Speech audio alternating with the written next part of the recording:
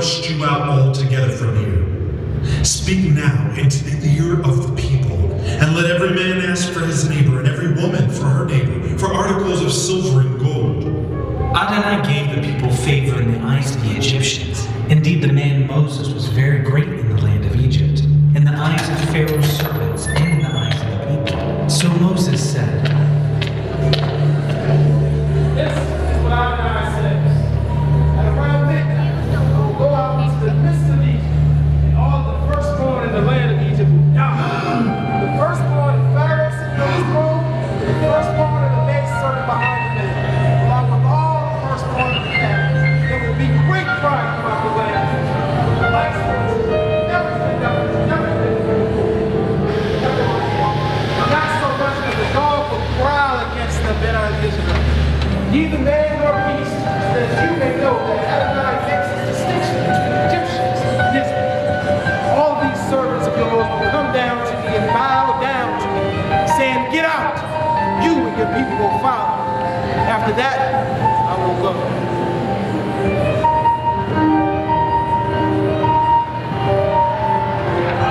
Then he went out from Pharaoh, hot with anger. Adonai had said to Moses, Pharaoh will not listen to you, so that my wonders may be multiplied in the land of Egypt.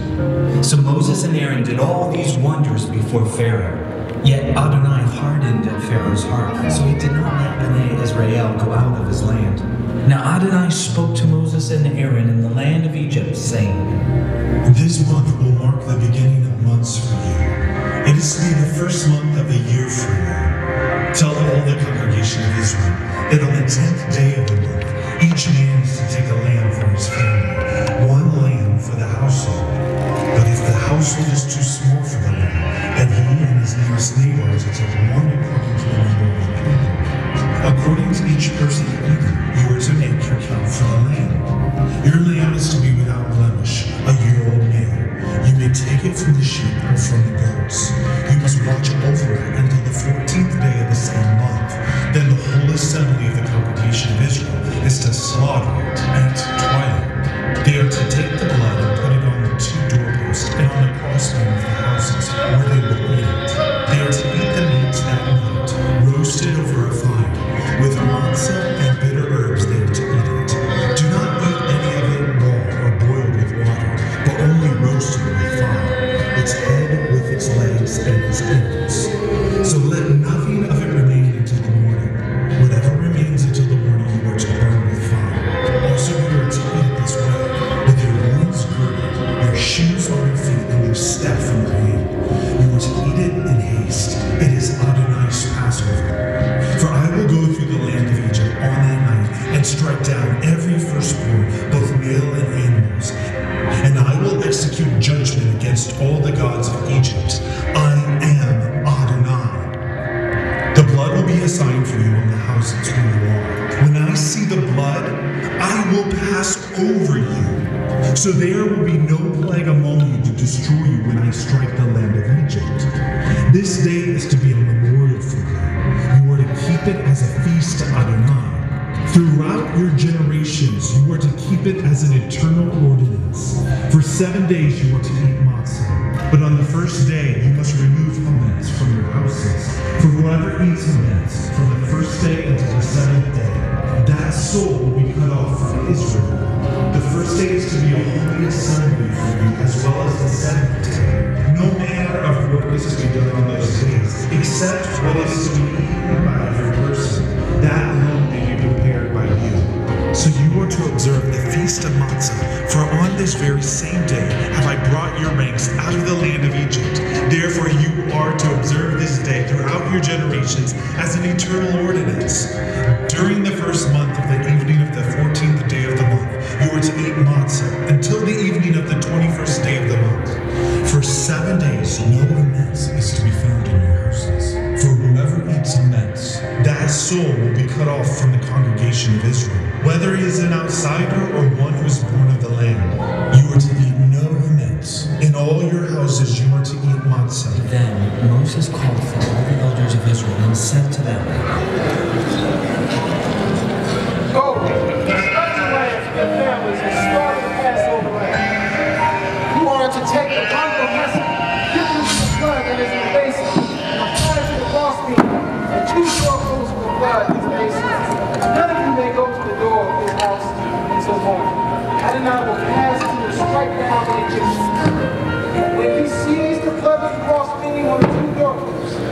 Adonai will pass over to Judah. He will not allow the destroyer to come into the households to strike you down. Also, you are to observe this event as the eternal ordinance for you and your children.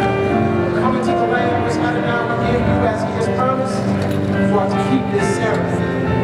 Now, when it happens to your children, you ask, what does this ceremony mean to you? You are to say, the sacrifice of Adonai's Passover, because he passed over the houses of Bnei Israel, Egypt. He struck down the Egyptians, but spared our households. So the people bowed their heads and worshipped. Then Bnei Israel went and did it. They did just as Adonai had commanded Moses and Aaron. So it came about at midnight that Adonai struck down all the firstborn in the land of Egypt, from the firstborn of Pharaoh sitting on his throne to the firstborn of the captive who was in the dungeon, and all the firstborn cattle. Then Pharaoh rose up in the night, he and all his servants and all the Egyptians, and there was a loud wailing in Egypt, for there was not a house where someone was not dead. So he called for Moses and Aaron at night and said, Rise up, come out from my people. Both you, Bnei Israel, go. Serve Adonai as he has said. Take your flocks and your herds. As he said, and you be gone, but bless me too. Now the Egyptians urged the people, sending them out of the land quickly, for they thought, We will all be dead. So people took their nose. So Bnei Israel acted according to the word of Moses. They asked the Egyptians for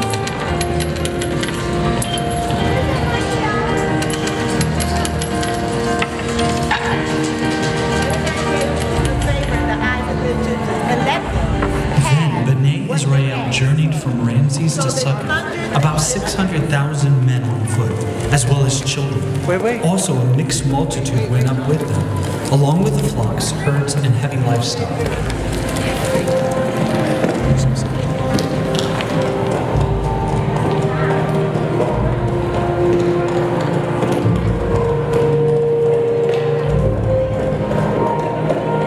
Now the time that Bnei Israel lived in Egypt was 430 years. So it happened at the end of 430 years, to the very day that all the armies of Adonai went out from the land of Egypt. It was the night of watching for Adonai to bring them out of the land of Egypt.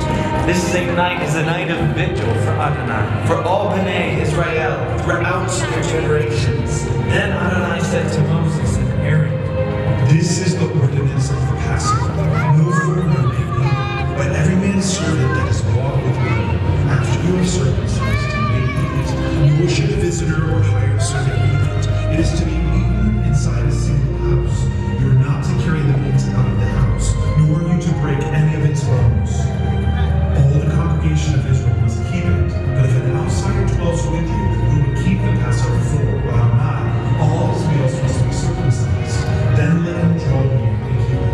He will be like one who is a native in the land, but no uncircumcised person may eat from it. The same Torah applies to the native as well as the outsider who dwells among you. So all Bnei Israel did so. They did just as Adonai commanded Moses and Aaron. It was on that very day that Adonai brought Bnei Israel out of the land of Egypt as armies. Adonai spoke to Moses, saying, Speak to Bnei Israel, so that they turn back and encamp before Pharaoh, between Migdol and the sea. You are to camp by the sea, opposite Baal-Zephon. Pharaoh will say concerning Bnei Israel, they are wandering aimlessly in the land. The wilderness has shut them in. I will harden Pharaoh's heart, so he will follow after them. Then I will be glorified over Pharaoh, along with all his army, and the Egyptians will know that I am Adonai. So they did so. When the king of Egypt was told that the people had fled, Pharaoh and his servants had a change of heart towards the people. And they said,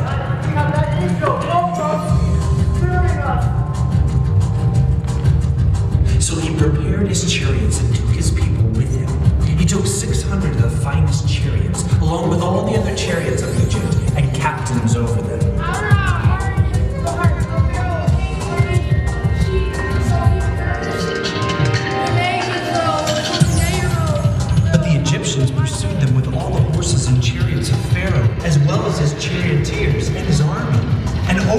them as they were encamped by the sea, beside Pi Hahiroth, opposite Baal Zephon.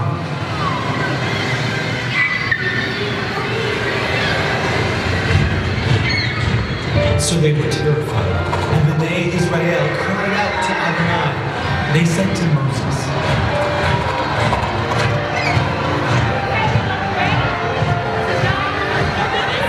because there were no graves in Egypt, why have you dealt this way with us? To bring us out of Egypt? Did we not say to you, it was better for us to serve the Egyptians than to die in the wilderness?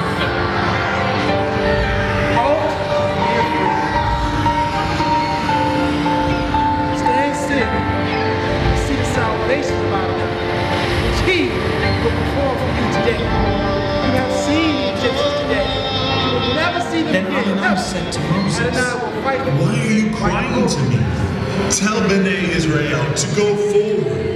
Lift up your staff, stretch out your hand over the sea, and divide it. Then Bnei Israel will go into the midst of the sea on dry ground. Then behold, I will harden the hearts of the Egyptians, and they will go in after them, so that I will be glorified over Pharaoh and all his army, his chariots and his horsemen. Then the Egyptians will know that I am Adonai, when I have been glorified over Pharaoh, his chariots and his horsemen. Then the angel of God, who went before the camp of Israel, moved and went behind them. Also the pillar of cloud moved from in front and stood behind them. And so came between the camp of Egypt and the camp of Israel. There was a cloud and the darkness over it. Yet it gave light by night over them. Neither one came near the other all night long.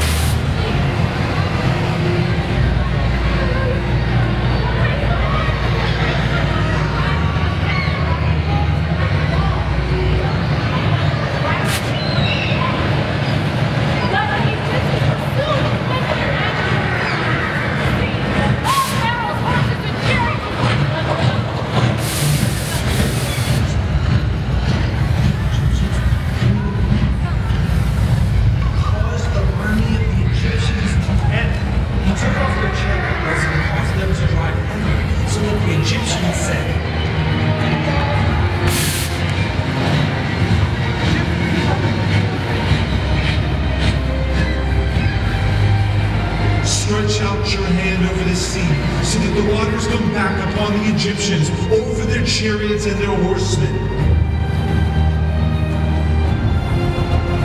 So Moses stretched out his hand over the water. The sea returned to the strength. The sea began to break down. Egypt ordered his chariots to cover the chariots and the horsemen, and they piled out on their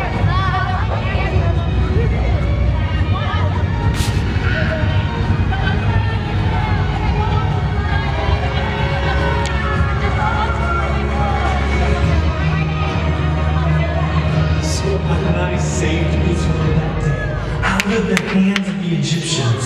And Israel saw the Egyptians dead on the seashore. When Israel saw the great work that Adonai did over the Egyptians, the people feared Adonai, and they believed in Adonai and in his servant Moses. In the 3rd month after Bnei Israel had gone out from the land of Egypt, that same day they arrived at the wilderness of Sinai.